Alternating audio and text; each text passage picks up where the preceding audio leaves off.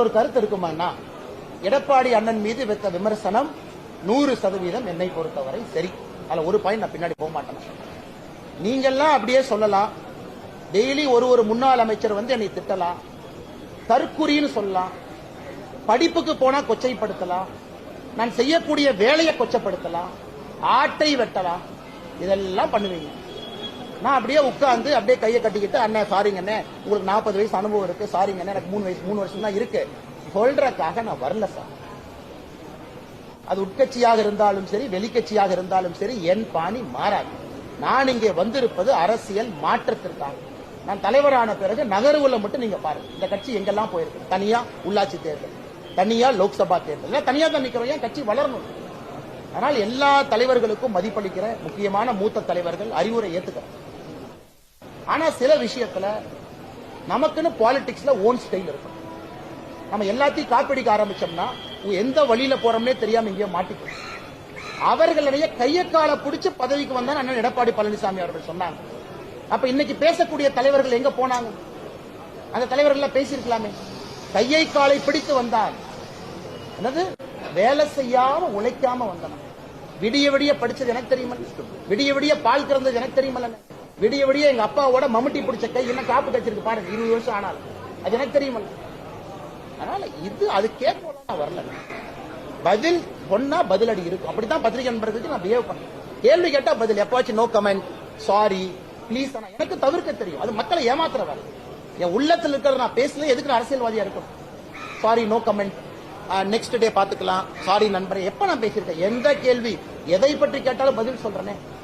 அது தப்பா சரியா எனக்கு தெரியாது. நான் காலம்தான் முடிவு பண்ணேன். அதனால அண்ணன் எடப்பாடி பழனிசாமி அவர்கள் என்ன பேசுறாங்க? அதிமுகவுடைய அமைச்சர்கள் இன்னைக்கு கையா முய்யோ நேற்று வந்து கும்பிடுறாங்க. உருவமையை தொலாய் எரிக்கிறாங்க. அவங்க எங்க போனாங்க? இத்தனை ஆபாசமா நீங்க பேசுவீங்க. நான் திரும்ப அதே பாணியில் நான் பேசினா கோவம் வந்துடும். ஏன் கோவம் இருக்கு? சரி, 70 வயசு இருக்கக்கூடியவர் சொல்றாரு அரசியல் அனுபவம் எங்களுக்கு இருக்குன்னு ஜெயக்குமார் என்ன சொல்றாரு. 70 வயசு இருக்கக்கூடிய மனிதர் எடப்பாடி என்ன பேசின பேச்சு சரியா? 39 வயசு அண்ணாமலை விடுங்க. 70 வயசு எடப்பாடி பழனிசாமி அவர்கள் பேசினது சரியா? அதுக்கு ஜெயக்குமார் என்ன விளக்கம் கொடுக்கும்? கையக்கால பிடிச்சு ஒரு தேசிய கட்சியினுடைய மாநில தலைவர் எப்படி நான் பிஹேவ் பண்ணிட்டு இருக்கேன்?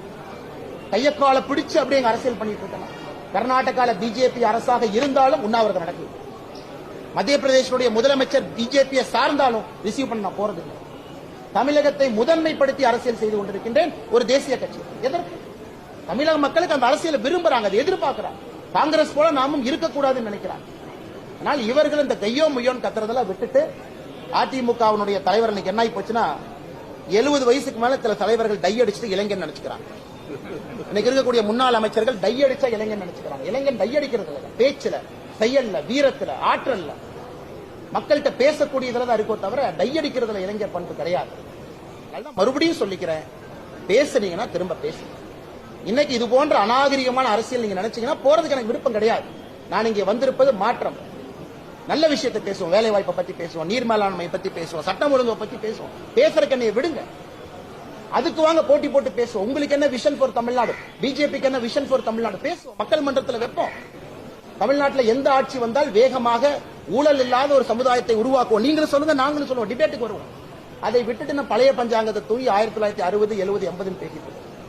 அதனால் என்னை பொறுத்தவரை நியாயமா இருக்கணும்னு நினைக்கிறேங்கன்னா அந்த பக்கமும் அந்த நியாயமும் நேர்மையும்